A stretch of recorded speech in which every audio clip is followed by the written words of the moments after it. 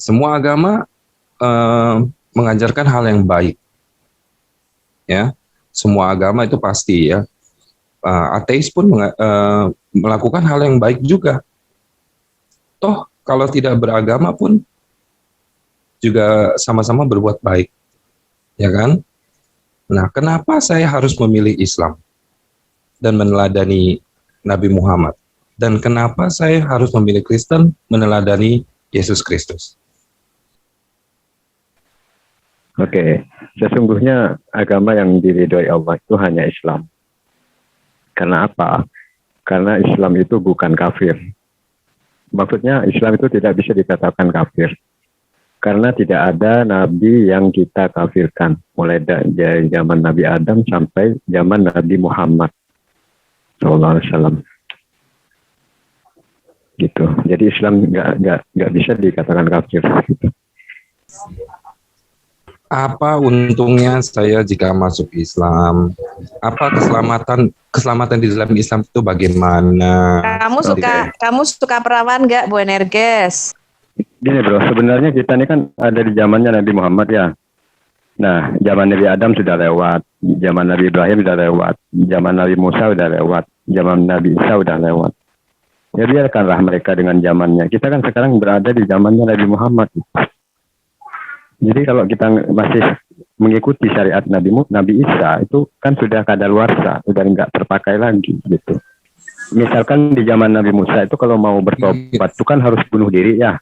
Oke, gini. Pak Munir sampaikan pemaparannya dikemas meyakinkan mungkin bagi penonton nih.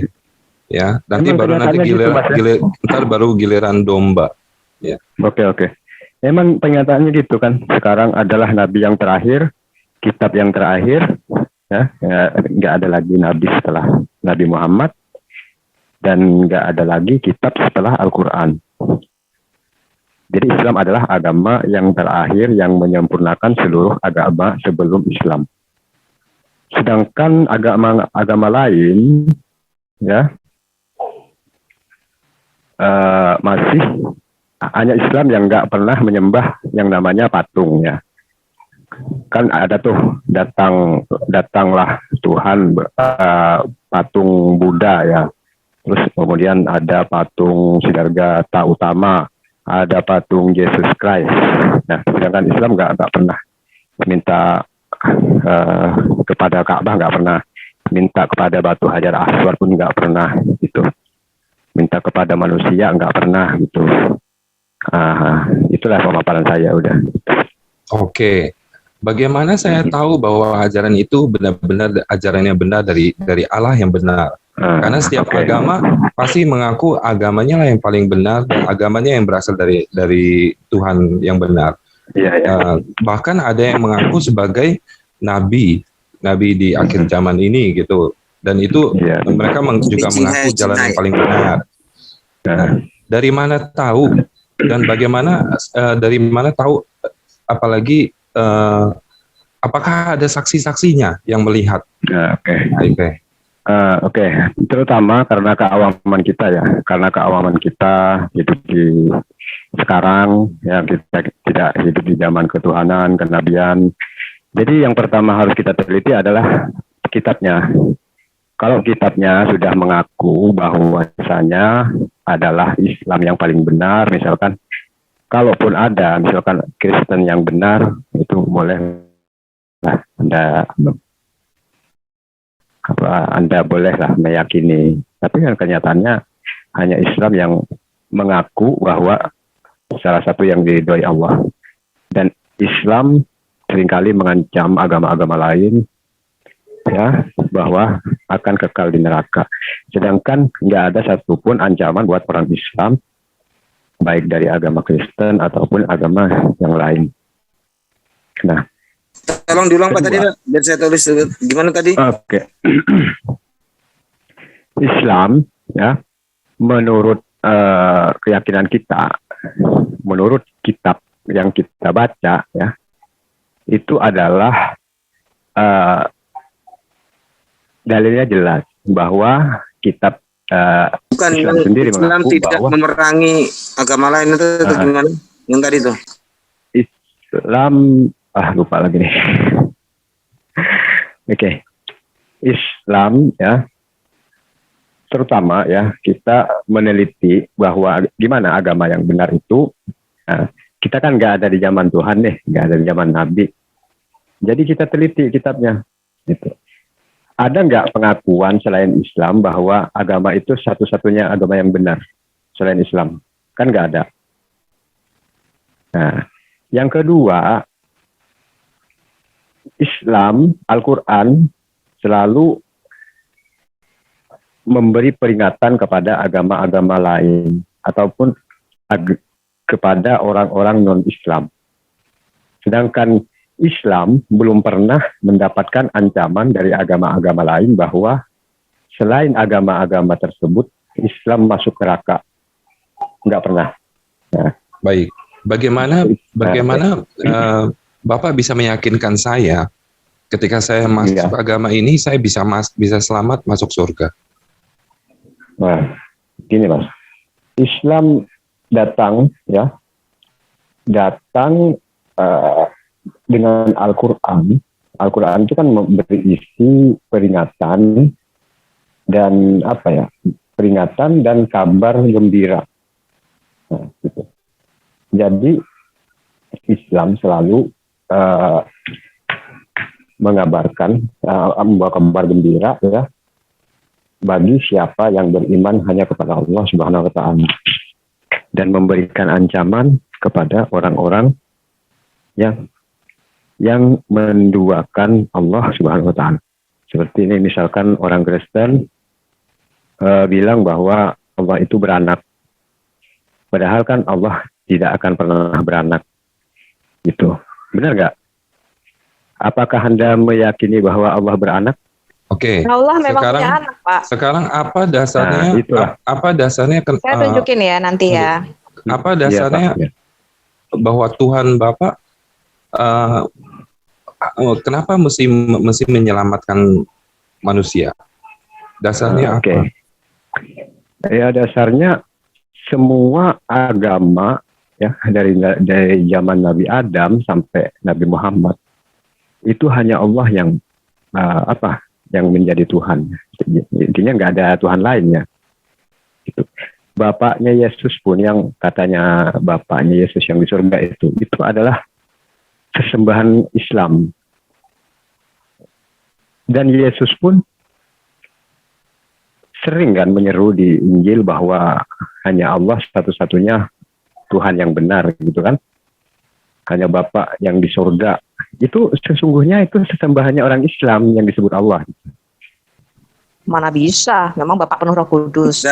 Oke. Udah Pak, Ya, segitu aja. Apalagi apa masih mau Ya, nanti mengalir aja. tambahkan lagi? Seperti tadi premis awal, semua agama menawarkan, mengajarkan kebaikan. Bahkan ateis pun mengajarkan kebaikan. Betul. Kenapa saya harus sekarang kalau tadi dari Islamnya, kenapa saya harus memilih Kristen? Apa dasar keselamatan itu? Bahwa saya masuk Kristen, saya akan selamat. Tadi kan udah dari Islam, sekarang dari Kristen. Nanti biar viewers yang menilai. Ya, yang pertama, saya mau katakan, Alkitab tidak pernah bicara mengenai agama. Jadi Tuhan di dalam Alkitab tidak pernah menurunkan agama. Alkitab itu bicara mengenai cerita mengenai a king, seorang raja. Oke. Orang raja dan bercerita mengenai kingdom. Makanya Yesus berkali-kali di dalam, jadi Alkitab itu tidak pernah bercerita mengenai agama yang di sisi Allah adalah Yahudi. Aku turunkan agamamu menjadi Kristen, nggak ada itu. Alkitab ini bercerita kisah mengenai seorang raja, a king, and a kingdom. Karena itu Yesus di dalam pesannya berkali-kali kalau kita baca Injil, yang dia khotbahkan adalah kerajaan Allah atau kerajaan surga. Yesus berkata, bertobatlah, kerajaan surga sudah dekat. Dia mengembalikan apa yang hilang dari Adam yang pertama itu. Jadi Alkitab itu kisah mengenai Allah mencari manusia yang terhilang. Jadi Alkitab itu bukan about a religion, tapi mengenai a relationship. Jadi tadinya saya juga, waktu saya belum bertobat, saya pikir agama semua sama lah. Jangan terlalu fanatik, jalannya aja beda-beda. Dulu saya berpikir begitu. Jadi saya kalau ngelihat ada orang dekat saya lalu bicara, kamu sudah kenal Yesus, saya bilang, lu jangan terlalu fanatik deh, gue bilang kayak gitu. Orang itu sama aja agamanya, cuma caranya aja beda-beda. Semua agama baik, gue bilang begitu. Tetapi ternyata 14 Februari 1998, ketika saya lahir baru dan saya ketemu Tuhan, penuh Roh Kudus, itu semua berubah. Saya baru tahu kalau Tuhan itu hidup dan Tuhan itu bisa bicara. Saya baru tahu kalau Tuhan itu mengasihi seperti seorang bapak mengasihi anak. Saya sudah kehilangan ayah saya sejak umur 3 tahun hampir 4.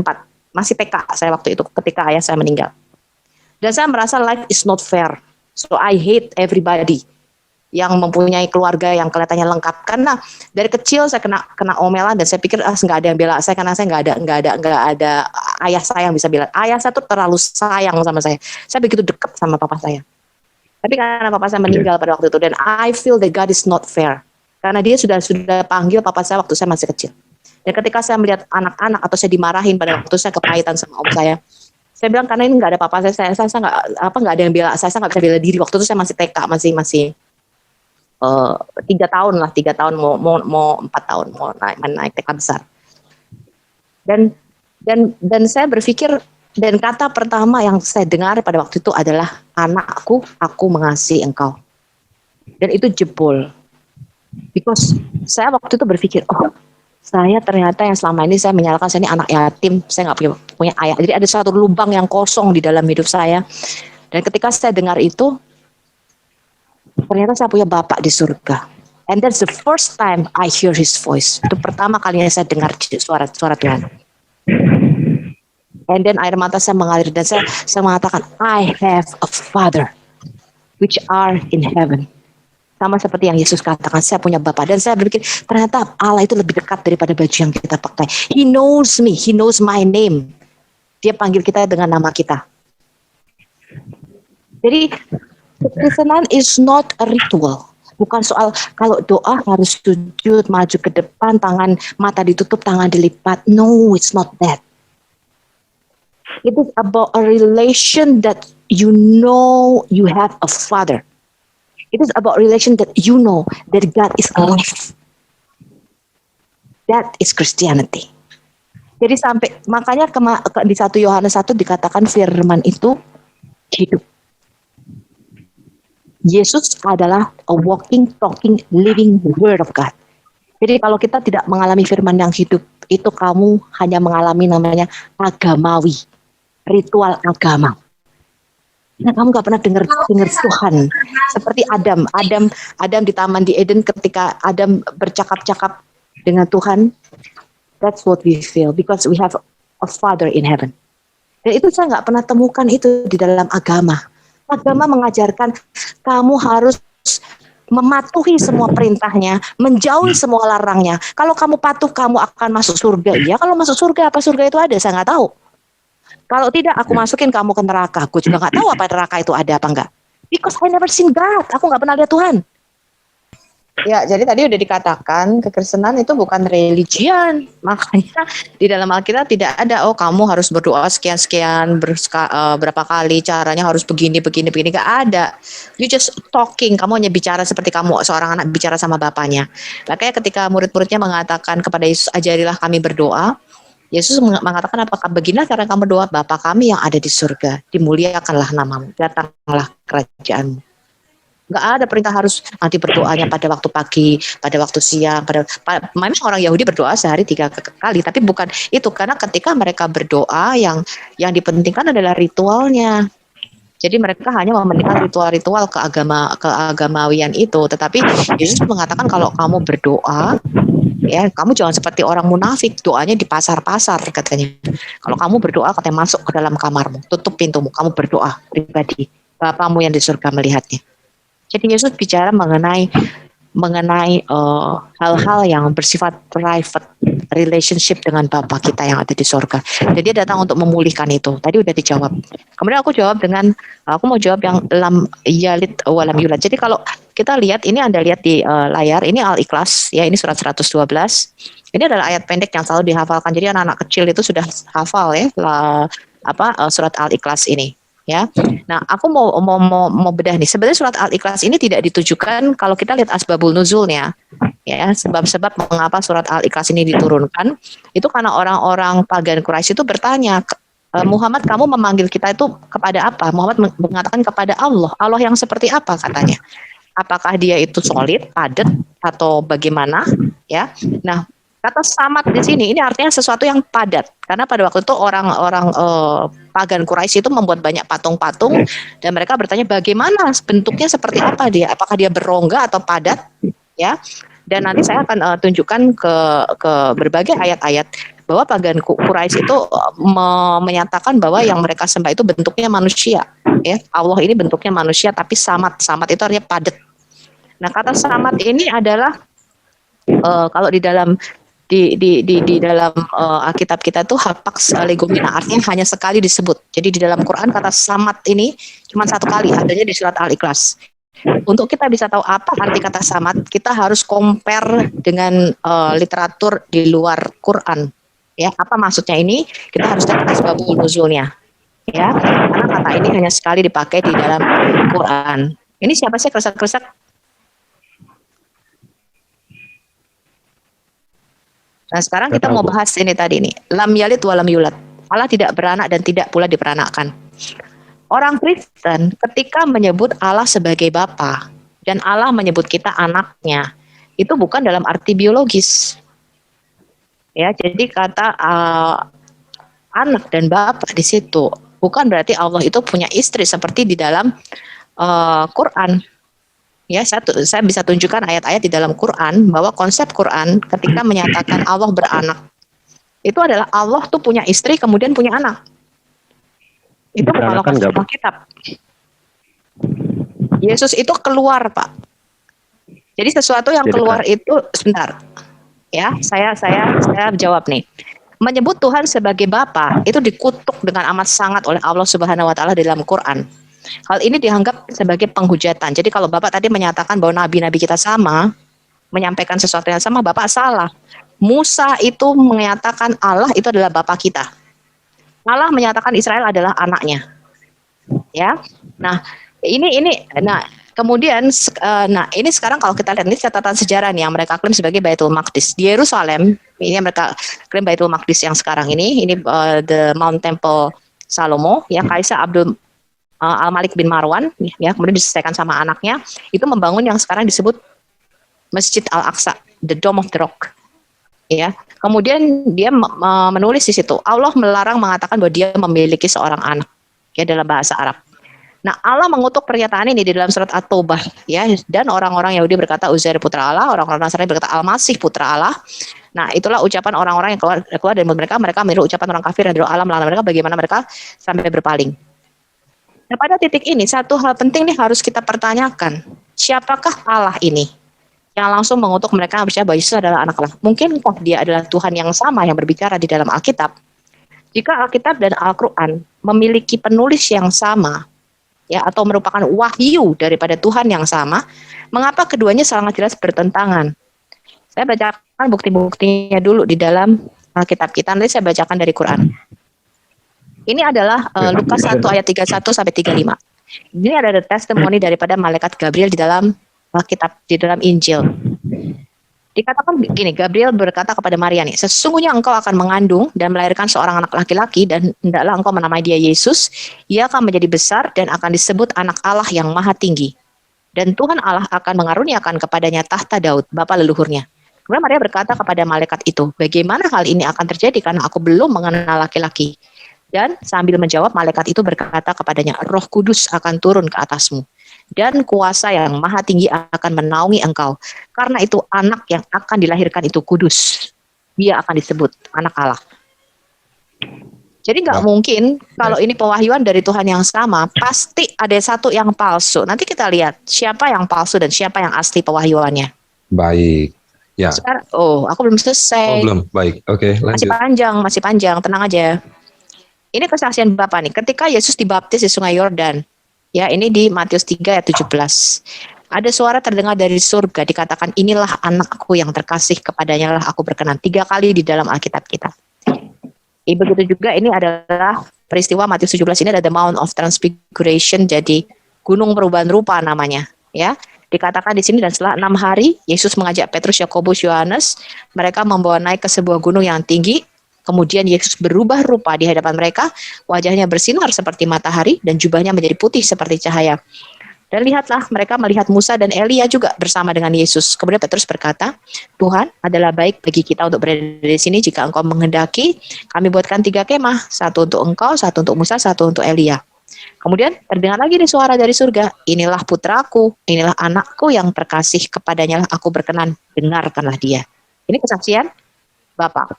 Kesaksian Yahya Pembaptis. Yohanes 1 ayat 29 sampai 34. Yohanes Pembaptis melihat Yesus datang dan dia berkata, lihatlah anak domba Allah yang menghapus dosa dunia. Dialah yang kumaksud ketika kukatakan kemudian daripadaku akan datang seorang yang telah mendahului aku. Sebab dia telah ada sebelum aku. Jadi kalau secara manusia, Yesus itu lebih muda daripada Yahya Pembaptis. Tetapi Yohanes mengatakan dia sudah ada sebelum aku. Dan aku meskipun mula-mula tidak mengenal dia, tetapi untuk itulah aku datang dan membaptis dengan air supaya ia dinyatakan kepada Israel. Jadi sama seperti yang di dalam Quran ya, bahwa Yahya Pembaptis itu membenarkan kalimatullah atau Nabi Isa itu. Kemudian ketika Roh Kudus turun dalam rupa burung merpati ke atas Yesus, Yohanes Pembaptis mengatakan demikian nih, kepadaku telah difirmankan, jikalau engkau melihat roh itu turun ke atas seseorang dan tinggal di atasnya, dialah itu yang akan membaptis dengan Roh Kudus. Dan aku telah melihatnya dan memberi kesaksian, dia inilah anak Allah. Sudah ada 3 ya, malaikat Gabriel, kesaksian Bapa di surga, kesaksian Yohanes Pembaptis bahwa Yesus adalah anak Allah. Sekarang kesaksian Yesus sendiri. Yohanes 10 ayat 34-36. Kata Yesus kepada mereka, tidakkah ada tertulis dalam kitab Tauratmu, aku telah berfirman, kamu adalah Allah. Jikalau mereka kepada siapa firman itu disampaikan disebut Allah, sedang kitab suci tidak dapat dibatalkan, masihkah kamu berkata kepada dia yang dikuduskan oleh Bapa dan yang telah diutusnya ke dalam dunia, engkau menghujat Allah, karena aku telah berkata aku adalah anak Allah. Jadi Yesus mengaku sendiri dengan mulutnya. Kenapa engkau berkata aku menghujat Allah? Kalau aku mengatakan bahwa aku adalah anak Allah. Ini dia mengutip Mazmur 82 ayat 6. Ya, kemudian di Lukas 22 ayat 70. Kata mereka semua, kalau begitu engkau ini anak Allah. Jawab Yesus, kamu sendiri mengatakannya bahwa akulah anak Allah. Ya, jadi Yesus tidak menyangkal. Nah, kemudian ini kesaksian orang-orang Yahudi. Ya, di Matius 27 ayat 41 43, imam-imam kepala ya ahli Taurat mengolok-olok dia dan berkata, orang lain, ini ketika Yesus di atas salib ya. Orang lain dia selamatkan, tetapi dirinya sendiri tidak dapat dia selamatkan. Dia raja Israel. Baiklah ia turun dari salib dan kami akan percaya kepadanya. Dia menaruh harapannya pada Allah, baiklah Allah menyelamatkan dia jikalau Allah berkenan kepadanya, karena dia telah berkata, aku adalah anak Allah. Jadi orang-orang Yahudi mendengar Yesus berkata bahwa dia adalah anak Allah. Dan mereka mengolok, kalau kamu anak Allah, kenapa kamu gak turun dari salib? Kenapa kamu gak menyelamatkan dirimu sendiri? Ya, nah ini kesaksian orang yang kerasukan roh jahat. Markus 3 ayat 11.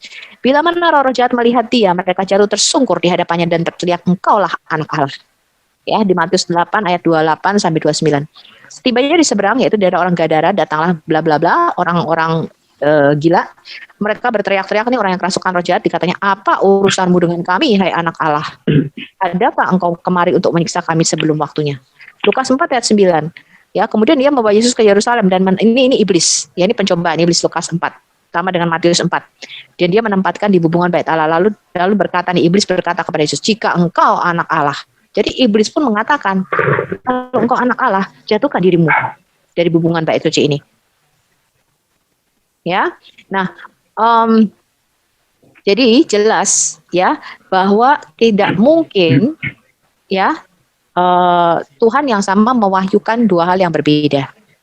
Ya, ini adalah kesaksian Rasul Petrus nih di dalam 2 Petrus 1 ayat 16 sampai 18. ya, Petrus mengatakan kami adalah saksi mata dari kebesarannya. Karena ketika menerima kehormatan dan kemuliaan dari Allah Bapa, ada suatu suara seperti ini disampaikan kepadanya dengan kemuliaan yang dahsyat. Inilah putraku, anakku yang terkasih, kepadanya lah aku berkenan. Dan kami mendengarkan suara ini ketika disampaikan dari surga, ketika berada bersamanya di gunung yang kudus. Jadi ini 2 Petrus 1 ayat 16-18 ini memberi kesaksian, Petrus memberi kesaksian tentang Matius 17 tadi, ya, in the Mount of Transfiguration. Jadi setiap orang ini dengan jelas ya mengetahui yang sifat Tuhan itu konsisten. Ya, Tuhan yang benar, Tuhan Abraham, Ishak dan Yakub itu tidak mungkin mengirimkan malaikat Gabriel yang lain 600 tahun kemudian, ya, kemudian menolak apa yang diajarkan oleh Alkitab, ya. Hanya hati yang telah dipengaruhi oleh para jin-jin atau setan-setan yang akan percaya kepada hal ini.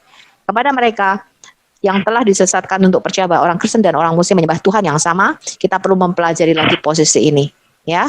Nah, jadi Tuhan Kristen dan Islam sangatlah berbeda, ya. Nah, sekarang aku mau kasih sesuatu yang seperti ini nih.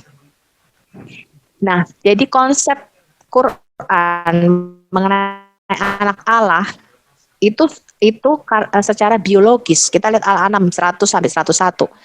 Di sini dikatakan bagaimana Allah mempunyai mereka berhubung dengan Allah mempunyai anak laki-laki dan anak-anak perempuan. Ya, kemudian kita lihat nih, bagaimana mungkin dia mempunyai anak padahal dia tidak mempunyai istri atau dia tidak mempunyai sahibah atau pasangan perempuan. Jadi konsep Quran, saya bisa tunjukkan banyak ayat lagi di dalam Quran, ya nanti saya tunjukkan bahwa konsep Quran ketika mengatakan anak Allah itu adalah secara biologis. Padahal dengan jelas, ya, konsep Alkitab itu adalah istilah teologis, bukan istilah biologis. Sekarang kalau Allah berkata bagaimana dia bisa punya anak sedangkan dia nggak punya istri. Kok Maryam, ya, Tuhannya Maryam bisa membuat Maryam punya anak tanpa suami? Ini sangat kontradiksi dan sangat berlawanan. Allah saja nggak bisa punya anak kalau dia nggak punya istri.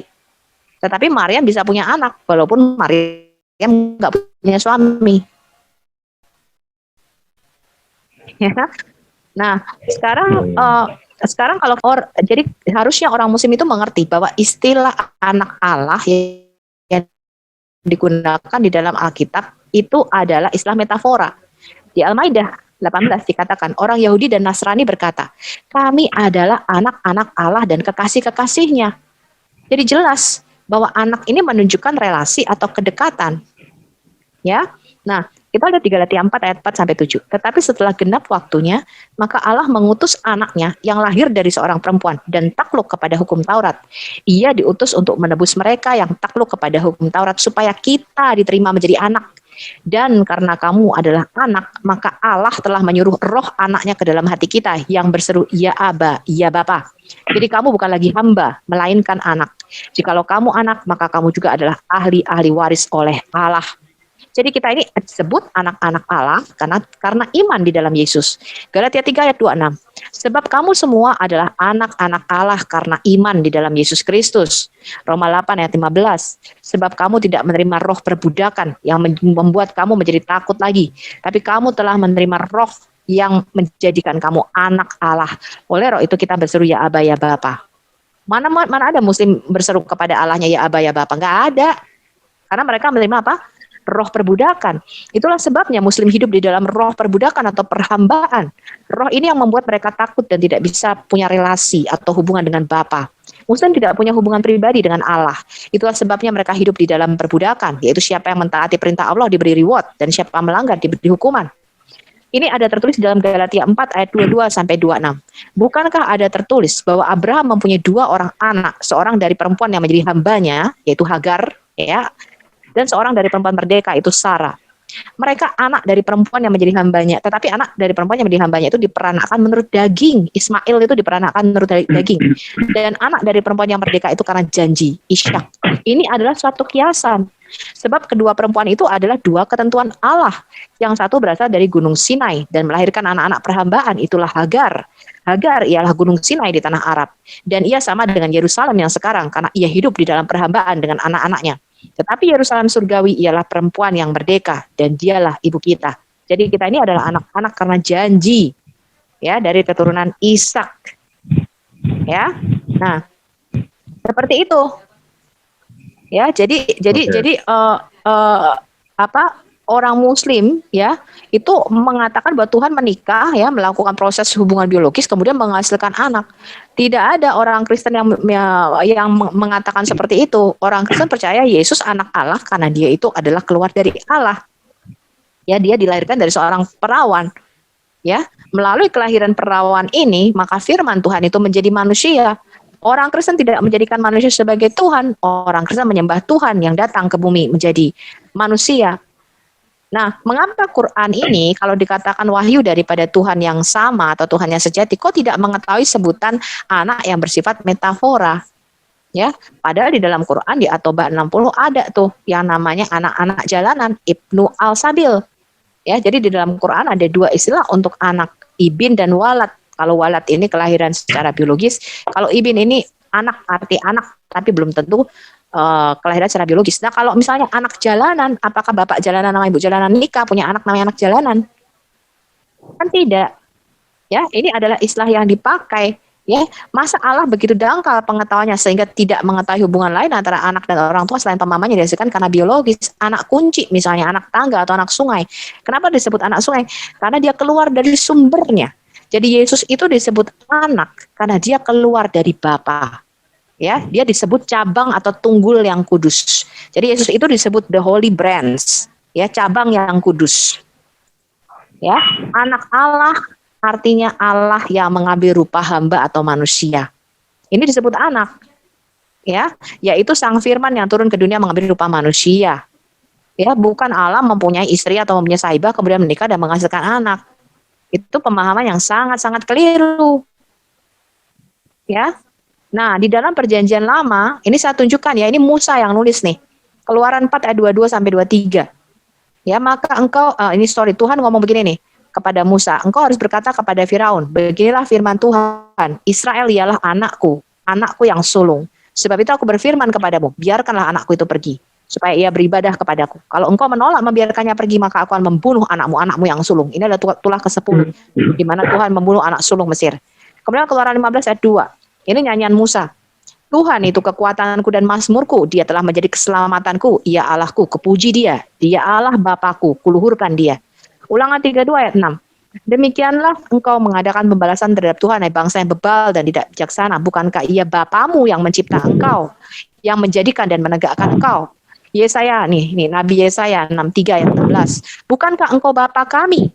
Sungguh Abraham tidak tahu apa-apa tentang kami dan Israel tidak mengenal kami. Ya Tuhan, engkau sendiri Bapa kami. Namamu ialah penebus kami sejak dahulu kala.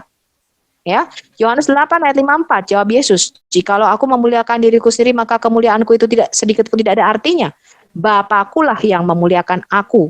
Tentang siapa kamu berkata dia adalah Allah kami. Jadi Yesus berkata, orang yang kau panggil Allah itu bapak gue, kata Yesus. Itu bapak kandung gue. Ya. Nah, 1 Korintus 8 ayat 6. Namun bagi kita hanya ada satu Allah saja, yaitu Bapa. Kenapa disebut Bapa? Karena dia sumber segala sesuatu. Aba itu artinya the source atau sumber atau yang kuat, ya. Yang daripadanya berasal segala sesuatu dan yang untuk dia kita hidup. Dan bagi kita hanya ada satu Tuhan saja, yaitu Yesus Kristus, yang olehnya segala sesuatu telah diciptakan dan yang oleh karena dia kita hidup. Ya. 2 Korintus 6 ayat 18. Dan aku akan menjadi bapamu dan kamu akan menjadi anak-anakku laki-laki dan anak-anakku perempuan. Demikianlah firman Tuhan yang Maha Kuasa. Ya, jadi Al-Quran itu menentang semua konsep yang ada di dalam Alkitab. Ya, makanya dikatakan istilah Bapa ini karena sumber. Ya, contoh nih di dalam Alkitab kita Yohanes 8 ayat 44. Yesus berkata, iblislah yang menjadi bapakmu. Bukan artinya tuh iblis kawin sama mamamu terus punya anak kamu. Ya, artinya sumbernya itu adalah iblis karena dia adalah seorang pendusta. Ya, dikatakan nih, ia adalah pembunuh manusia sejak semula dan tidak hidup dalam kebenaran. Sebab dia sendiri, sebab dia adalah pendusta dan bapa segala dusta. Artinya apa nih bapa segala dusta? Sumber segala dusta itu dari iblis. Ya. Yang kemudian 1 Yohanes 2 ayat 22. Siapakah pendusta itu? Bukankah dia yang menyangkal bahwa Yesus adalah Kristus? Dia itu adalah antikristus, yaitu dia yang menyangkal baik bapa maupun anak. Jadi kalau Kristus di dalam kita. Nah, ini yang terakhir ya. Ini slide terakhir. 1 Timotius 3 ayat 16. Dan sesungguhnya agunglah rahasia ibadah kita. Ini agunglah misteri iman kita atau misteri iman Kristen yang tidak terbantahkan. Apa? Allah telah dinyatakan di dalam daging. Allah yang menyatakan diri dalam rupa manusia ini disebut anak Allah. Jadi di dalam teologi Alkitab itu dikenal dua, Allah yang tidak kelihatan yang ada di surga dan ada Allah kelihatan yang bisa berhubungan dengan manusia dan selalu datang kepada para nabi, menampakkan diri para nabi. Allah yang di surga itu disebut Bapa. Nah, di dalam perjanjian baru, Sang Firman ini nuzul jadi daging, Sang Firman ini nuzul jadi manusia. Itu namanya adalah Allah yang telah dinyatakan di dalam daging dan kita menyebutnya anak Allah. Jadi sekali lagi, anak Allah itu bukan bapak punya istri, punya sahibah, kawin, terus punya anak. Bukan. Anak Allah itu artinya Allah yang menampakkan diri dalam rupa manusia. Kenapa disebut anak? Karena dia keluar dari sumbernya. Yesus berkata, aku datang dan keluar dari Allah. Ya, bahasa manusia nggak ada lain. Sesuatu yang keluar dari sumbernya itu disebut anak. Ya, contohnya anak sungai, anak tangga, anakmu sendiri. Ya, keluar dari kamu itu disebut anak, bahasa manusia yang nggak ada yang lain. Ya, itu menyatakan relasi yang paling dekat. Jadi itu merupakan istilah teologis, bukan istilah biologis. Ya. Nah, Yesus sendiri mengatakan nih, ya, sebab begitu besar kasih Allah akan dunia ini, sehingga dia mengaruniakan anaknya yang tunggal, supaya setiap orang yang percaya kepadanya tidak binasa, melainkan beroleh hidup yang kekal. Jadi tema dari perjanjian lama sampai perjanjian baru selalu menyatakan bahwa kita ini anak-anak Allah. Dan kita kehilangan status itu ketika kita jatuh dalam dosa. Tadi dikatakan apa? Kita menjadi mempunyai roh perhambaan atau roh perbudakan itu tadi. Yesus menebus kita supaya kita diberikan roh yang baru. Dan oleh roh itu kita bisa berseru, ya Aba, ya Bapa. Kita diangkat jadi anak-anak Allah. Itu. Jadi kamu mau jadi hamba dan jadi budak, sedangkan Yesus datang untuk menjadikan kita anak-anak Allah. Baik, ya. Sekarang kita masuk ke sesi dakwah kedua, ya, yaitu mengapa saya harus meneladani baginda Nabi Muhammad, sehingga saya harus yakin dan saya harus mengikuti ajaran-ajarannya. Dan kenapa saya harus mengikuti teladan baginda Yesus Kristus? Sehingga saya harus juga mengikuti bahwa itu adalah ajaran yang dari Tuhan, yang benar. Okay. Ya. Bapak boleh boleh berdakwah seluas-luasnya ya, Pak ya? Oke, enggak. Di sini mungkin ada 9 atau 10 poin aja lah. Enggak apa-apa, Pak. Ya, silakan. Iya. Kenapa kita harus meneladani Nabi Isa atau Nabi Muhammad ya? Jadi gini, ajaran Nabi Isa sama-sama mentauhidkan Allah. Ya, Yesus mengajarkan umatnya sholat dan bertobat. Ya, seperti yang dijelaskan oleh Matius. Sejak waktu itu Yesus memberitakan, bertobatlah sebab surga sudah dekat. Maka ia maju lalu bersujud dan berdoa, berkata, ya Bapakku, jikalau sekiranya mungkin, biarlah cawan ini lalu daripadaku, tetapi janganlah seperti yang ku kehendaki, melainkan yang kau kehendaki. Nah, kemudian di Lukas itu dijelaskan bahwa Yesus sunat. Ketika sudah genap 8 hari dan ia harus disunatkan, ia diberi nama Yesus, yaitu nama yang disebut oleh malaikat sebelum ia dikandung ibunya. Ya. Kemudian di Matius, Yesus berpuasa. Dan setelah berpuasa selama 40 hari dan malam, akhirnya laparlah Yesus. Itu di Matius 4 ya. Nah, Matius berkata, dan apabila kamu berpuasa, janganlah muram mukamu seperti orang munafik. Mereka mengubah air mukanya supaya orang melihat bahwa mereka sedang berpuasa. Aku berkata kepadamu, sesungguhnya mereka sudah mendapat upahnya. Kemudian Yesus mengajarkan untuk berbuat amal. Ya banyak ya dalilnya ya. Tetapi aku berkata kepadamu, janganlah engkau melawan orang yang berbuat jahat kepadamu, melainkan siapapun yang menampar pipi kanan dan kirimu, dan kepada orang yang hendak mengadukan. Bentar, Pak Munir. Pertanyaan Boanerges itu kenapa Boanerges harus meniru Baginda Muhammad, Pak. Bapak jangan ngutip yang Yesus dong. Gimana sih Bapak nih? Itu kan adalah salah satu yang diajarkan Nabi Muhammad juga, Bu. Tentang Yesus mengucapkan jangan begitu. Maksudnya Bapak ambil dari Quran, teladannya Muhammad. Teladan apa yang saya bisa ikuti dan mengapa saya harus mengikuti teladan baginda Nabi Muhammad? Malah diambil semuanya dari Alkitab. Gimana? Terus ya udah nanti saya ambil dari Quran ya. Oke. Kenapa kita harus meneladani Nabi Muhammad? Karena Nabi Muhammad adalah manusia. Jadi ya sepadanlah dengan kita kan, mau mencontoh bisa. Tapi kalau yang kita contoh itu Tuhan, kan mungkin nggak bisa. Kenapa harus Nabi Muhammad? Nabi Muhammad adalah seorang raja. Dia mencontohkan bagaimana jadi raja yang baik. Nabi Muhammad adalah panglima perang. Dia bisa mencontohkan bagaimana jadi panglima perang yang baik. Dia adalah kepala rumah tangga yang baik. Jadi kita bisa mencontoh. Dia adalah bapak yang baik. Bapak omongin itu ada bukti-buktinya nggak sih, Pak? Jadi kepala rumah tangga yang baik, bapak yang baik. Coba tunjukin hadisnya. Ya, boleh Pak. Kalau Muhammad ada ingat Quran atau hadis, boleh diberitahukan. Ya, saya nggak hafal soalnya ya. Tapi Nabi Muhammad itu adalah nggak apa-apa, saya ingatnya Bapak aja. Yang pernah ditulis di Quran atau di hadis gitu. Iya, saya ingat-ingat dulu ya. Sebagai nabi apa yang diteladani? Sebagai rasul apa? Sebagai raja apa gitu, Pak? Muhammad raja ya. Tahu. Ya, maksudnya Nabi Muhammad itu adalah sebagai presiden lah. Bisa dia mencontohkan bagaimana jadi pemimpin lah maksudnya. Pemimpin yang nggak punya istana ya. Ya, benar.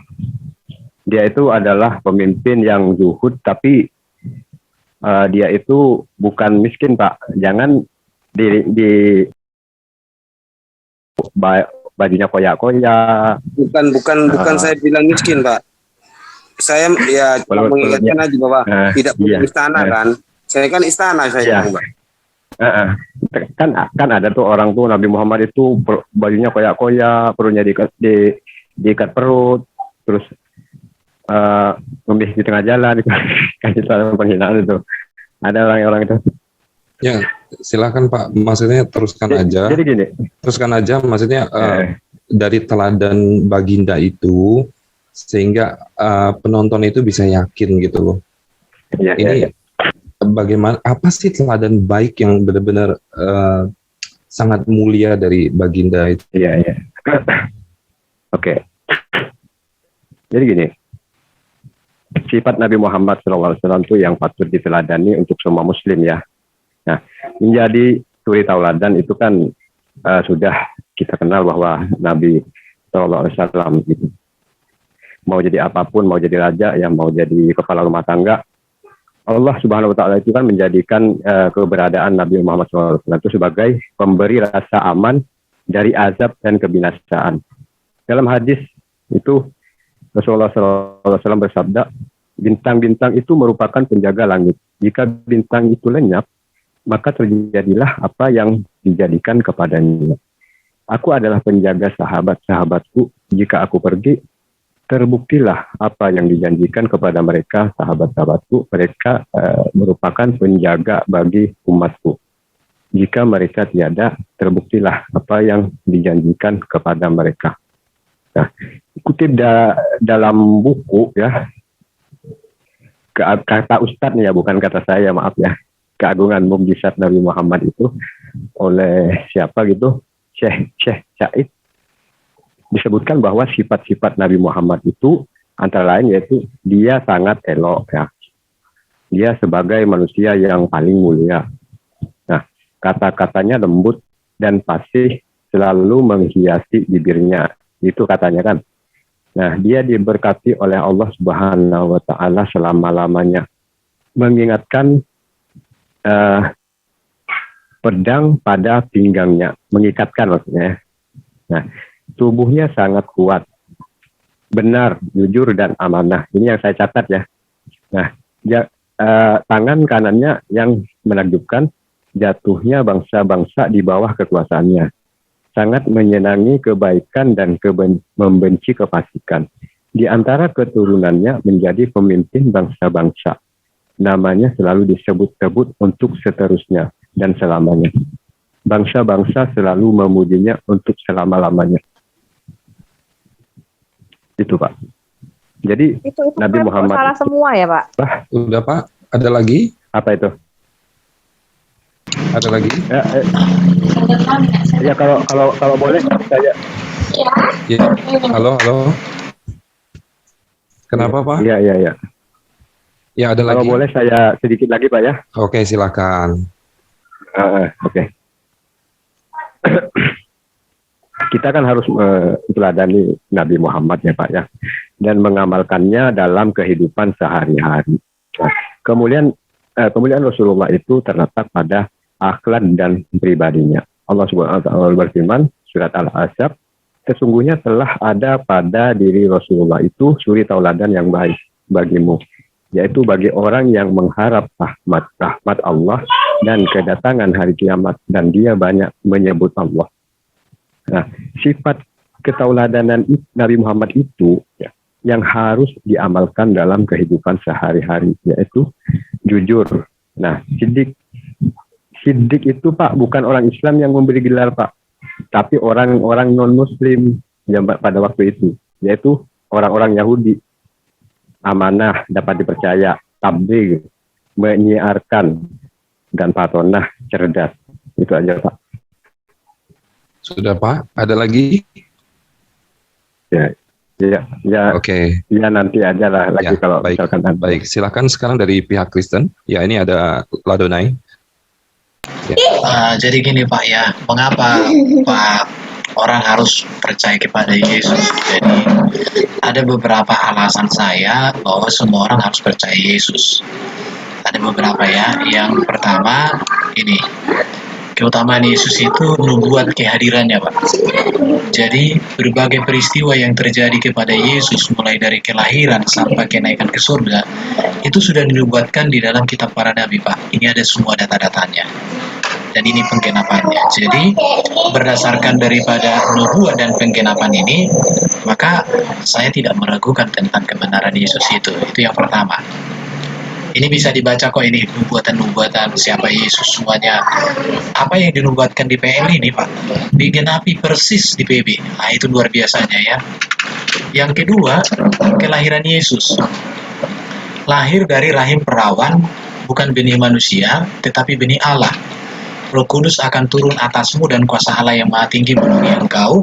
Sebab itu anak yang kau lahirkan itu disebut kudus, anak Allah. Jadi anak Allah tadi udah dijelaskan Ibu Sophie ya. Jadi Yesus adalah firman yang kekal, yang ada dalam diri Allah, diutus datang dalam natur manusia sempurna, suci dan tak berdosa Pak. Itu yang kedua. Yang ketiga, Yesus tidak berdosa. Yesus berasal dari Roh Kudus. Yesus yang kudus dari Allah. Yesus kudus adanya, Kristus tidak berdosa, tetapi Allah membuat dia menanggung dosa kita, supaya kita berbaik kembali dengan Allah karena bersatu dengan Kristus. Ini dalam 2 Korintus 5:21 dalam bahasa Indonesia sehari-hari. Jadi Yesus tidak berdosa, karena dia tidak berdosa, dia berkuasa, berhak untuk mengampuni dosa kita. Di situ. Yang keempat, keutamaan Yesus itu Pak, ini ajarannya. Ajaran Yesus itu berbeda sekali dengan pada setiap orang, sebelum dan sesudah dia. Ia mengajarkan dengan hikmat dan penuh kuasa, baik tentang etika, baik tentang metafisika dan teologi, baik tentang hal sosial, tentang keselamatan, baik tentang eskatologi akhir zaman. Dan metode pengajaran Yesus itu menggunakan perumpamaan, beragam, dialog, diskusi. Jadi saya melihat kenapa saya harus percaya Yesus itu, karena ajaran dia ini, saya katakan sampai hari ini, Begitu banyak buku yang sudah kita baca, tapi tidak ada buku yang bisa menandingi ajaran Yesus. Baik itu tentang etika, metafisika, dan teologi, baik sosial, penyelamatan, bahkan juga tentang lain-lainnya, Pak. Itu ya yang keempat.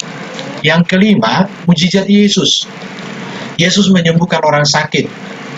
Penyembuhan gangguan fisik dan mental dituliskan sebanyak 23 mujizat, Pak. Pengusiran setan atau mengendalikan alam.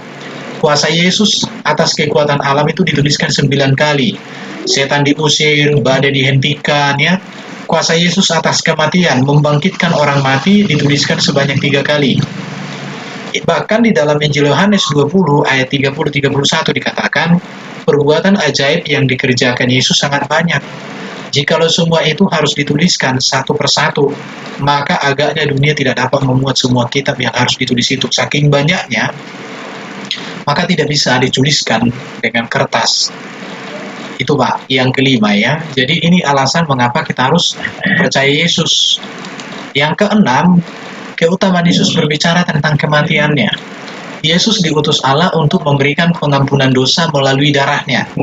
Itulah sebabnya ia disebut sebagai anak domba Allah yang menghapuskan segala dosa dunia. Ada ayatnya Yohanes 1:29, Matius 26 ayat 27-28. Dalam 1 Petrus 1 ayat 18-19 dikatakan, sebab kamu tahu bahwa kamu telah ditebus dari cara hidupmu yang sia-sia yang kamu warisi dari nenek moyangmu, itu bukan dengan barang yang fana, bukan pula dengan perak atau emas, melainkan dengan darah yang mahal, yaitu darah Kristus yang sama seperti darah anak domba yang tak bernoda tak bercacat.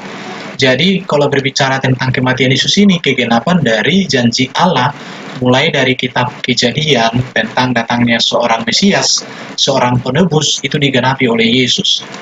Yang ketujuh, berbicara tentang kebangkitan, Pak. Jadi kalau yang pertama tadi kan kematian.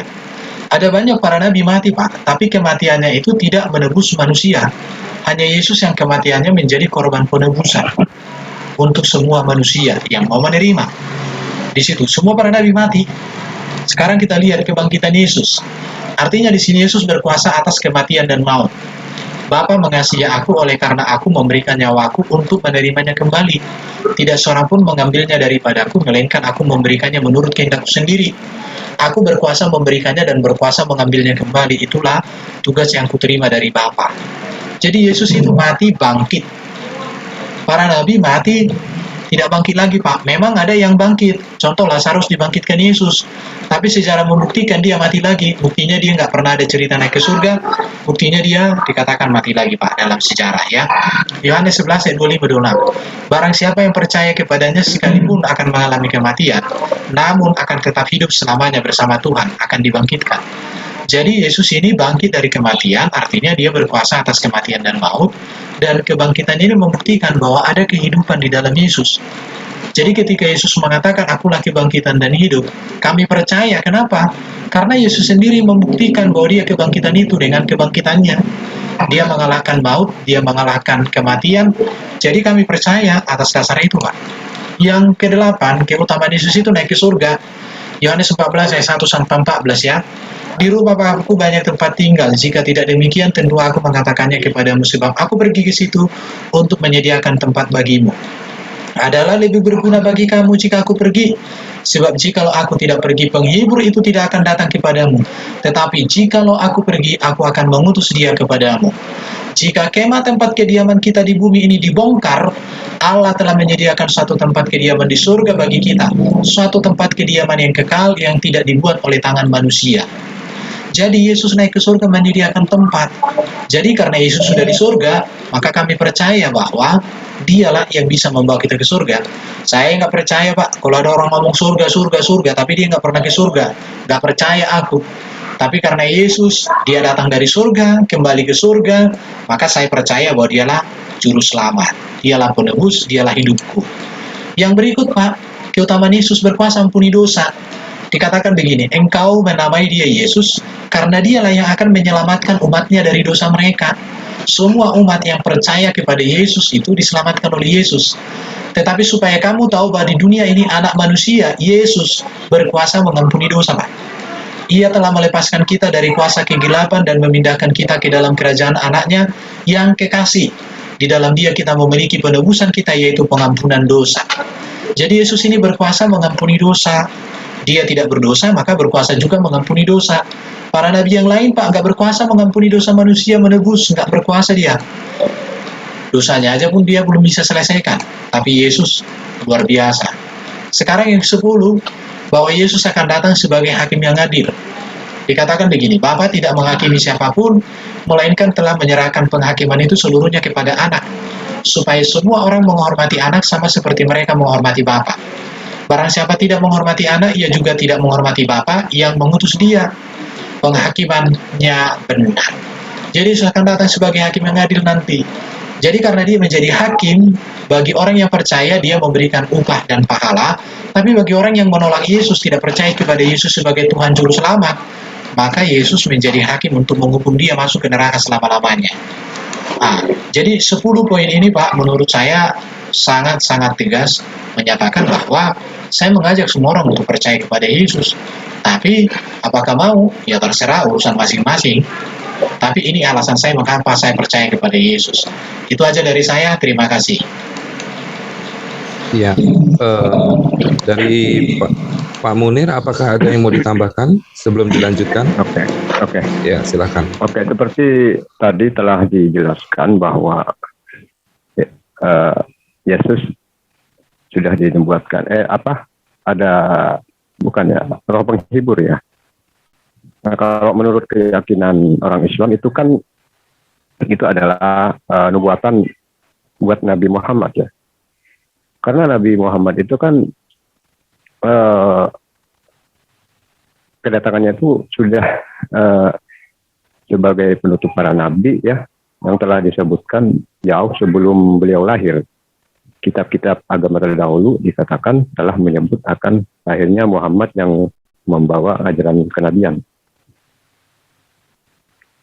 Nah, kitab-kitab yang dimaksud itu yang dinyatakan Allah itu dalam Al-Quran sebagai ahli kitab atau disebut kitab kaum Yahudi dan Nasrani.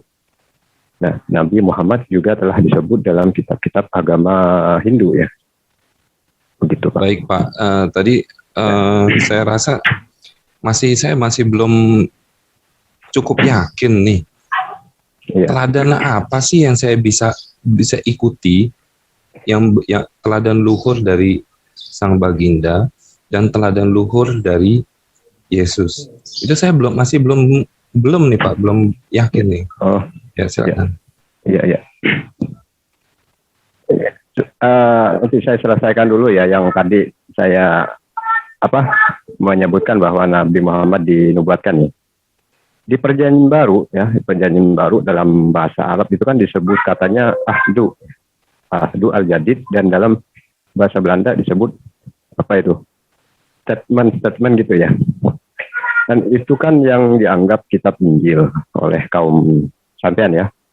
Nah, Perjanjian Lama itu kan berisi himpunan kitab suci katanya. Dari nabi-nabi sebelum Nabi Isa, yaitu Nabi Musa ya. Perjanjian Baru kan itu adalah yang berisi himpunan kitab suci yang dibawa Nabi Isa. Nah, di dalam buku itu disebutkan beberapa ayat dari kitab-kitab agama terdahulu yang menjelaskan tentang akan datangnya Nabi Muhammad, seperti yang malam tadi kita pernah singgung ya. Buku tersebut mengutip bunyi kalimat bahasa Indonesia dari ayat Bible yang disalin dari Bible yang diterjemahkan ke dalam bahasa Indonesia yang diterbitkan di dalam Injil ya. Salah satunya disebutkan dalam kitab Ulangan yang malam tadi saya sebut itu yang 18:15 yang berbunyi bahwa seorang nabi dari antara kamu ya, dari antara segala saudaramu, dan yang seperti aku ini, yaitu akan dibangkitkan oleh Tuhan Allahmu bagi kamu, maka dia haruslah kamu dengar. Itu dulu. Bahkan di beberapa ayat dalam kitab Ulangan itu disebutkan akan diutusnya Nabi Muhammad SAW dengan semua yang dikatakannya. Mungkin Bapak bisa menjelaskan lebih dalam lagi dalam Quran ataupun dalam hadis teladan luhur dari Sang Baginda Nabi Muhammad. Silakan.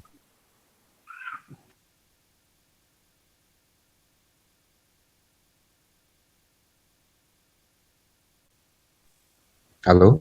Tapi nggak apa-apa ya, tapi enggak lah. Nggak Saya apa-apa, singkat aja. nggak apa-apa. Waktunya masih iya. panjang kok, ya silakan. Ini kan kata Pak Ustadz itu ya, Pak Ustadz Abdul Somad, 7 sifat Nabi Muhammad SAW itu yang patut diteladani dalam kehidupan sehari-hari ya. Nabi Muhammad SAW itu adalah Nabi terakhir ya, yang sudah saya sebutkan tadi. Beliau kan diberi keistimewaan berupa kepribadian yang baik. Nah, Sayyidatina Aisyah radhiyallahu anhu, istrinya pernah berkata, beliau adalah manusia terbaik. Akhlaknya tak pernah berbuat keji atau berkata keji. Tak pernah gaduh di pasar, tak membalas kejahatan dengan kejahatan, tetapi memaafkan dan menjabat tangan. Nah, itu yang mungkin selalu digembar-gemborkan oleh muslim itu. Di masa akhir zaman saat ini ya, banyak manusia itu yang sudah lupa akan apa yang diperintahkan oleh Allah Subhanahu wa taala. Banyak juga yang masih mengikuti jejak para nabi dengan segala perilaku teladannya. Apapun kebiasaan dan sifat yang dilakukan Nabi Muhammad SAW adalah suatu sunnah. Nah, jadi sunnah yang apabila dilakukan itu mendapatkan pahala, Pak. Misalkan seperti kalau mau tidur baca doa ya, kalau mau masuk WC baca doa, mendahulukan kalau mau masuk WC mendahulukan kaki kiri, kalau keluar mendahulukan kaki kanan, kalau mau masuk masjid mendahulukan kaki kanan gitu Pak. Jadi semuanya ada tuntunannya dari Rasulullah SAW. Kalau mau Misalkan cebok mau pakai pakai batu. baju itu. Ya nanti tunggu Jadi justru diselesaikan itu dulu. Ya. solusi Bu. Ini nggak apa-apa. Itu cebok itu ya. Misalkan solusi kalau kita lagi nggak ada air ya misalnya. Jadi kan nggak ada solusi gimana cara mensucikan diri kan. Nah, sunnah Nabi Muhammad yaitu ambillah batu 3 kali ya. Harus 3 kali untuk pakai batu istinja maksudnya ya. Itu memang ada sunnahnya. Itu syarat bersuci dari najis. Ya, Kalau misalkan di daerah itu ketika tidak ada air ya, oke. Ya. Iya benar. Terus Pak. Nah, apapun yang dilakukan Nabi Muhammad SAW adalah suatu sunnah Pak gitu. Sunnah yang apabila dilakukan itu mendapatkan pahala. Ya kita kan tentu dengan mendengarkan sirah-sirah Nabi, apa yang dilakukan oleh Nabi Muhammad itu adalah sunnah bagi kita. Tapi yang ada yang dilakukan Nabi Muhammad yaitu sunnah ya, tapi haram bagi kita untuk melakukannya gitu. Seperti misalnya Nabi Muhammad 8, jadi kita nih mau nyontoh nih, itu nggak boleh, haram hukumnya Pak gitu. Jadi ada yang boleh bagi kita gitu, ada yang haram bagi kita untuk meniru Nabi Muhammad. Kalau yang istri Muhammad 8 ya, itu adalah khususiyah, kekhususan dari Allah Subhanahu wa taala. Itu aja lah Pak dulu Pak. Udah Pak, itu aja. Iya Pak, soalnya saya nggak bisa buka HP buat baca-baca. Oh iya, baik. HP-nya satu ini. Kalau tadi kita sudah mendengarkan teladan luhur dari baginda Muhammad, sekarang kita mendengarkan bagaimana teladan luhur dari baginda Yesus Kristus.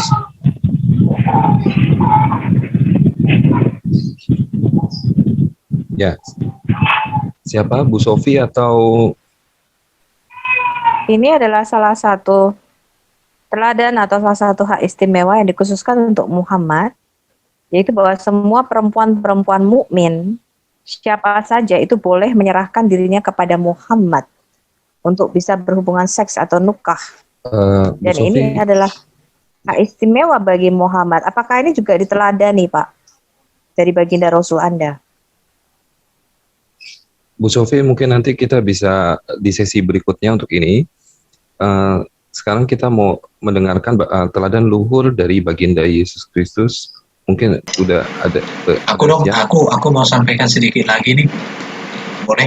Oke. Mungkin, tapi aku share screen ya. Aku share screen sebentar, saya buka dulu. Oke, ini aku mau berbagi aja. Nah ini. Oke ya. Jadi mengapa saya harus percaya kepada Yesus ya? Artinya gini, ini saya ajak semua orang, temukan dan tunjukkan kepada kami, kepada saya, seorang manusia yang lahir dari wanita perawan, yang benihnya dari firman dan Roh Kudus, dan juga bahwa kelahirannya telah dinubuatkan dan dijanjikan Tuhan ratusan bahkan ribuan tahun sebelumnya selain Yesus Kristus. Jadi saya mengatakan hanya Yesus Kristus yang memiliki seperti ini. Saya cukup banyak baca buku dulu ya, sekarang udah malas. Sampai banyaknya hanya judulnya pun gak ingat lagi. Oke, yang kedua, temukan dan tunjukkan kepada saya seorang manusia yang selama hidupnya tidak berdosa, tidak pernah berbuat dosa, serta memiliki kuasa untuk mengampuni dosa seluruh manusia yang percaya.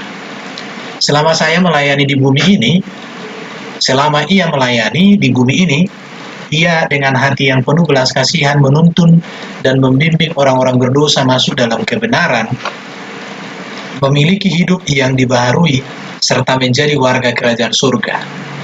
Hanya ada pada Yesus. Ada nggak orang yang bisa melakukan ini selain Yesus Kristus? Itu yang kedua. Yang ketiga, ya, temukan dan tunjukkan kepada kami seorang manusia yang dapat berpuasa 40 hari, tidak makan, dan saat dicobai selama 40 hari oleh iblis, ia tidak berdosa, bahkan iblis sang penggoda kalah. Ia menang atas segala godaan iblis tentang segala hal-hal duniawi. Ia menang atas hawa nafsu, kenyamanan duniawi, yang menang atas kekuasaan dan keangkuhan duniawi. Itulah Yesus. Ada nggak orang yang seperti ini? Kalau ada, tunjukkan sama saya. Itu yang ketiga. Yang keempat, temukan dan tunjukkan kepada kami atau kepada saya seorang manusia yang selama hidupnya melakukan begitu banyak mujizat, mengusir setan, menyembuhkan berbagai penyakit, memulihkan berbagai cacat fisik, menghentikan badai, membangkitkan orang mati selain Yesus Kristus. Ada nggak orang yang berbuat seperti ini? Tidak ada dalam catatan kitab manapun sejauh yang saya baca. Yang kelima, temukan dan tunjukkan kepada kami seorang manusia yang kematian kebangkitannya telah dinubuatkan ratusan bahkan ribuan tahun sebelumnya, di mana hal ini terjadi sebagai karya penyelamatan yang diberikan Allah untuk manusia mengalami kemerdekaan dari kutuk dosa selain Yesus. Ada nggak para nabi yang ribuan tahun dinubuatkan? Dan apa yang dikerjakan oleh nabi itu atau manusia itu adalah sesuatu yang luar biasa dan sesuai kehendak Allah. Yesus melakukan itu. Ada nggak yang seperti itu? Yang keenam, temukan dan tunjukkan kepada kami seorang manusia yang ajarannya tentang kasih, kekudusan, kesucian. Jadi Yesus itu mengajarkan kasih. Kasihi musuhmu, berkati orang yang mengutuki kamu, kekudusan. Kekudusan perkawinan, kekudusan pergaulan, kekudusan hidup, kesucian, kebenaran, kesetiaan. Kasih kepada orang atau berkat kepada orang yang mengutuki. Ia tidak hanya mengajarkan hal yang benar.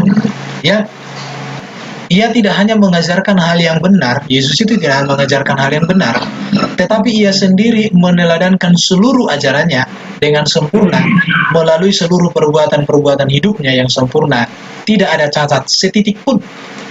Hanya Yesus. Ada nggak orang yang seperti itu? Ajarannya sesuai dengan perbuatannya. Yesus ajarannya sejalan dengan perbuatannya. Apa yang dia katakan, itu yang diperbuatnya. Di situ. Oke. Pak, untuk sesi ini diulangi kurang jelas yang tadi, kalau bisa diulangi yang nomor 6 tadi. Oke. Tadi dengan nomor 6. Ya. Temukan dan tunjukkan kepada saya seorang manusia yang ajarannya tentang kasih, kekudusan, kesucian, kebenaran, kesetiaan, kasih kepada orang yang membenci, berkat kepada orang yang mengutuki. Ia tidak hanya mengajarkan hal yang benar, tetapi ia sendiri meneladangkan seluruh ajarannya dengan sempurna melalui seluruh perbuatan-perbuatan hidupnya yang sempurna. Tidak ada cacat setitik pun di situ ya.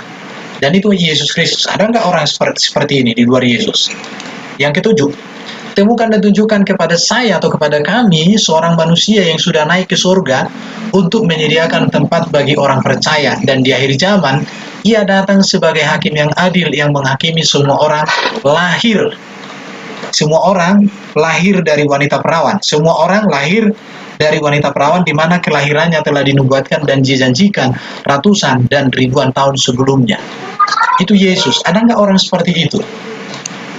Yang penutup, saya berikan waktu sepanjang masa untuk bisa mencari data atau jawaban atas tantangan saya ini.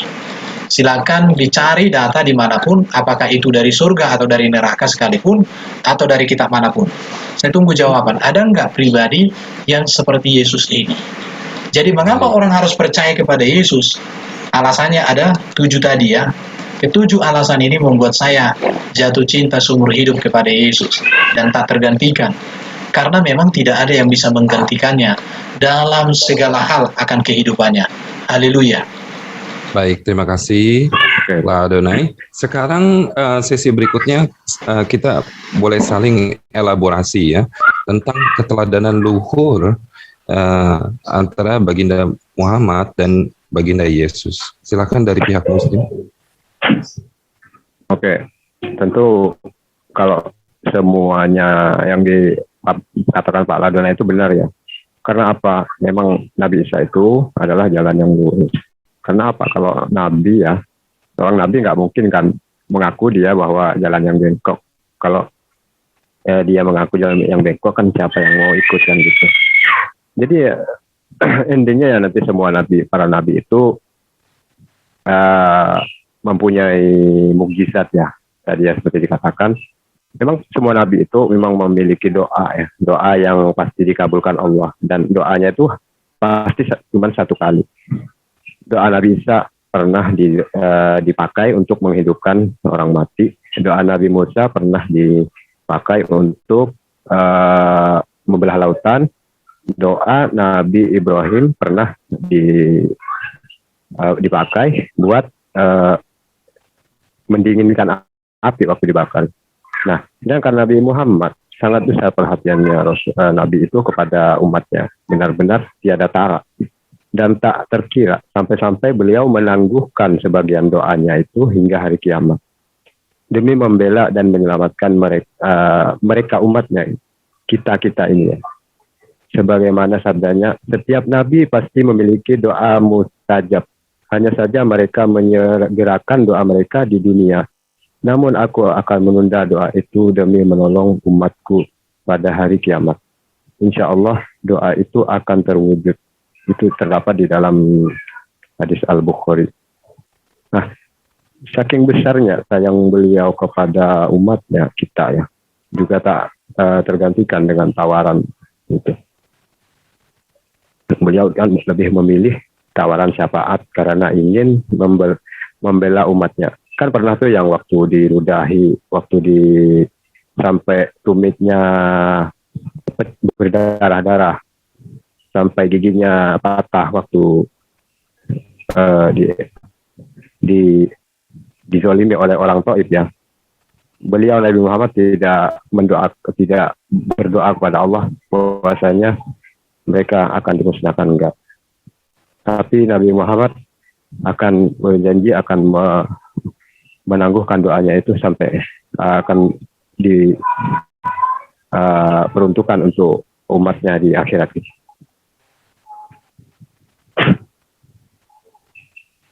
Jadi kata Nabi Muhammad, aku diberi pilihan antara syafaat dengan masuknya separuh umatku ke surga. Namun aku memilih syafaat sebab syafaat lebih menyeluruh dan lebih banyak. Mungkin saja kalian mengira syafaatku hanya untuk orang-orang bertakwa. Tidak, tetapi juga untuk orang-orang yang berdosa. Yang terdapat di hadis At-Tirmizi. Oke, silakan Pak. Kalau masih ada waktu, boleh saya lanjutkan. Jadi Bapak boleh menanggapi kalau sepahaman Bapak tentang baginda Yesus seperti apa, lalu keteladanan luhur dari baginda itu keistimewaannya seperti apa, gitu. Boleh menanggapi Yesus Pak ya? Silakan. Ya, tadi kita bahwa Yesus berbuat amal ya, bahwa Yesus mengajarkan kasih itu memang benar ya. Sini saya akan mengucapkan bahwa Yesus itu mengucapkan insya Allah. Mungkin Anda belum pernah tahu ya Pak. Nah, dalam perencanaan berkaitan dengan itu kan, ini saya tulis nih, berkaitan dengan hal-hal yang akan datang, kita diajarkan untuk tidak mendahului kehendak yang di atas, dengan memastikan segala sesuatu, namun hendaknya kita mengucapkan insya Allah, kan gitu Pak. Ajaran yang sama telah disampaikan oleh Nabi Isa atau Yesus alaihissalam, Yesus Kristus kepada umatnya. Yakobus 4:13-17. Kalimat jika Tuhan menghendakinya pada ayat ke-15 itu dalam Alkitab edisi bahasa Arab tertulis insya Allah. Kalau Yakobus 4 itu perkataan Yesus apa enggak, Pak? Ya, itu kan perkataan Yesus, Bu. Loh, Bapak tahu nggak siapa yang nulis kitab Yakobus? Enggak tahu ya. Ya, silakan dilanjut dulu, Pak. Yakobus 4 ketika dikatakan semoga Tuhan, itu bukan perkataan Yesus, Pak. Ini tulisan Rasul Yakobus. Intinya itu ajaran ya. Oke, silakan Pak Mulin lanjut. Lalu ini Yesus nggak pernah berkata insya Allah loh. Itu harus kita uruskan nih, ngaco. Iya, maksudnya kalau diartikan ke bahasa Arab gitu. Silakan. Jadi berhubung saya ingat perempuan nih, Yesus kan mengajarkan wanita untuk memakai hijab ya. Tetapi perempuan yang berdoa atau menudungi dengan kepala itu Paulus, Pak. Ya. Mau tanya Pak, itu ada di hadis atau di Quran, Pak? Di Korintus 11:5-6. Oh, baik, nanti ditanggapi. Ya. Oke, silakan. Ya. Lanjut. Gini. Ialah menghina gini ya. Perempuan yang berdoa atau menudungi dengan kepala, sedangkan yang tidak bertudung ialah menghina kepalanya karena ia sama dengan perempuan yang dicukur rambutnya. Sebab jika perempuan tidak mau menudungi kepalanya, maka ia wajib menggunting rambutnya. Tetapi jika bagi perempuan adalah penghinaan bahwa rambutnya dipotong, maka seharusnya ia menudungi kepalanya. Nah, dua poin lagi Pak ya. Yesus mengajarkan berwudu. Nah, Musa dan Harun ya, serta anak-anaknya membasuh tangan dan kaki mereka dengan air apabila mereka masuk ke dalam kemah pertemuan dan apabila mereka datang mendekat kepada mesbah itu, maka mereka membasuh kaki dan tangan seperti yang diperintahkan Tuhan kepada Musa di Keluaran 40:31-32. Ini terakhir Pak. Yesus mengajarkan mengkafani jenazah. Dan Yusuf pun mengambil mayat itu, mengapaninya dengan kain lenan yang putih bersih. Itu ada di Matius 27:5-9. Tetapi yang terjadi sekarang kan enggak ya, adalah misalkan umat Nasrani ya tidak meneladani kesederhanaan itu. Ya maaf, ya silakan. Saya tanya, Yesus mengatakan, baptislah kamu di dalam nama Bapa, Anak dan Roh Kudus. Mengapa umat Islam tidak mematuhi ajaran Yesus ini? Tadi Bapak kan mengutip, kata Yesus mengajar untuk mengafani, kemudian membasuh kaki. Baik, silakan sekarang. Kenapa kamu nggak dibaptis? Dari pihak Kristen ya, oke. Membaptislah dalam nama Bapa dan Roh Kudus, ya Bu ya.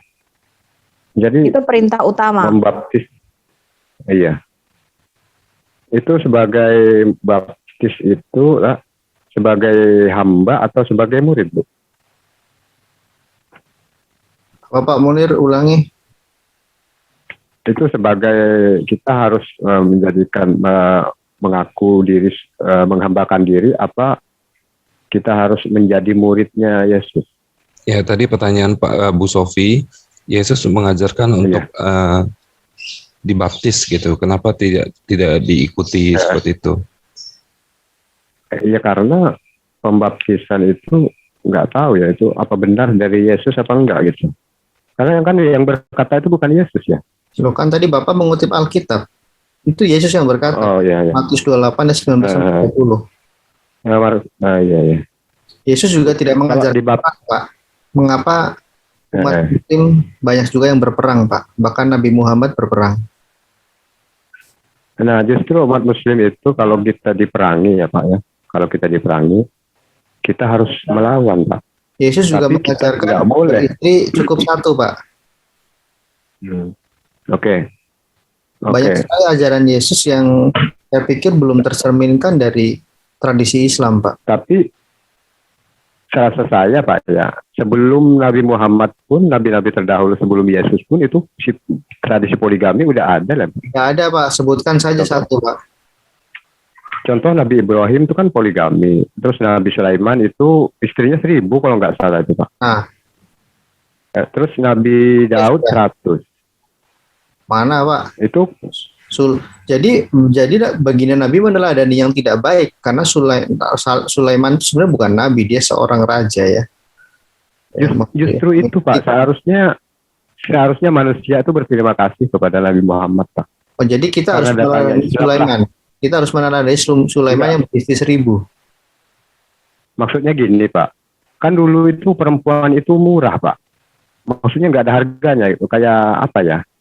Pokoknya murah gitu. Sekali kawin itu 1000, 100, 200. Nggak kayak sekarang 1,5. Pertanyaan terakhir adalah, ya biar gak nanggung Pak. Tadi saya menginginkan menjelaskan tentang istri Nabi Muhammad. Oh, mungkin 3 menit Pak, 2 menit Pak. Oh ya, silakan. Ya, kenapa orang Kristen itu menganggap Nabi Muhammad itu istri 8 itu istrinya banyak? Karena mereka itu membandingkan dengan istrinya yang satu. Bandingkanlah dengan istri nabi-nabi sebelumnya, kayak misalkan kayak kata tadi Nabi Sulaiman, istrinya berapa kan 1000, istrinya Nabi Daud 100. Jadi Nabi Muhammad itu nggak ada apa-apanya di yang 1000 itu kan. Ya, gitu. Baik. Kita hargai karena di keyakinan Bapak bahwa itu adalah nabi. Nanti bisa ditanggapi setelah sesi live ini ya. Benar-benar. Baik, bagaimana saya bisa meyakinkan saya bahwa ada keselamatan di dalam Islam dan ada keselamatan di dalam Kristen? Silakan Pak Muni. Ya, tentu keselamatan dalam Islam itu gini Pak. Nanti kan misalkan kita udah meninggal ya.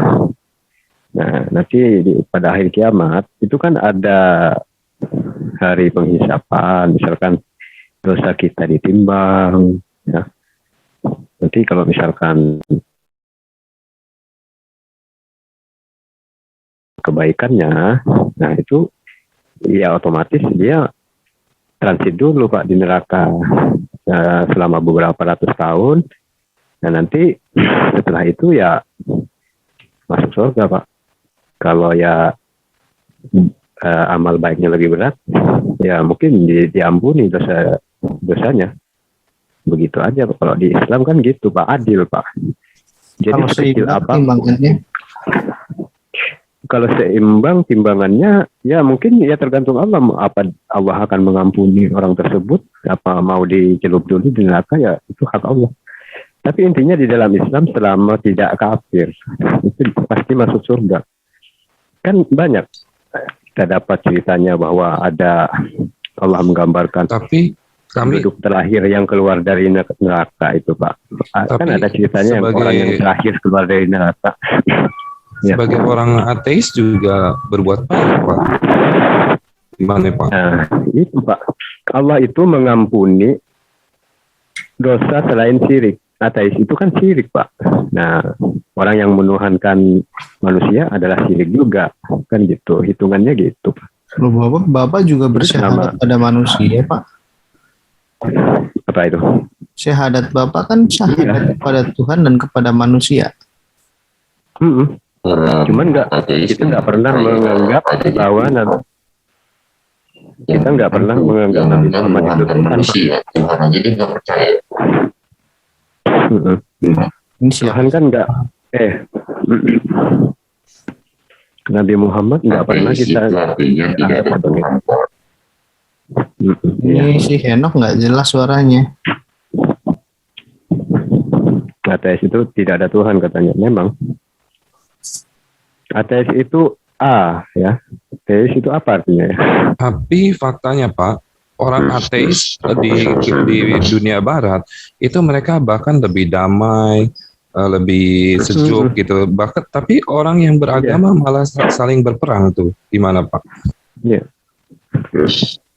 Tapi nggak ada deh Pak. Menurut saya kalau yang mayoritas Islam, Kristen pasti selamat Pak. Tapi yang kalau Kristen yang mayoritas Islam belum tentu selamat Pak. Contoh di Rohingya nih, di Burma kan banyak tuh anti Islam. Di Rohingya itu Pak bukan mayoritas Kristen Pak. Bapak ini kurang membaca Bapak ini. Enggak, aku enggak nuduh Kristen loh. Iya. Jadi gini Pak, nggak usah kita bahas politik. Nanti kalau aku jelaskan juga dari segi yang lain, Bapak akan terbelalak. Baik. Saya juga mengikuti berita Pak dari netral. Dilanjutkan saja tentang keselamatan di dalam Islam. Itu bagaimana jalannya supaya saya itu selamat bisa masuk surga gitu Pak. Nah, oke Pak. Nah, jalan keselamatan dalam Islam adalah mengikuti apa yang diperintahkan oleh Nabi Muhammad, yaitu menjalankan semua rukun iman dan rukun Islam. Itu aja Pak.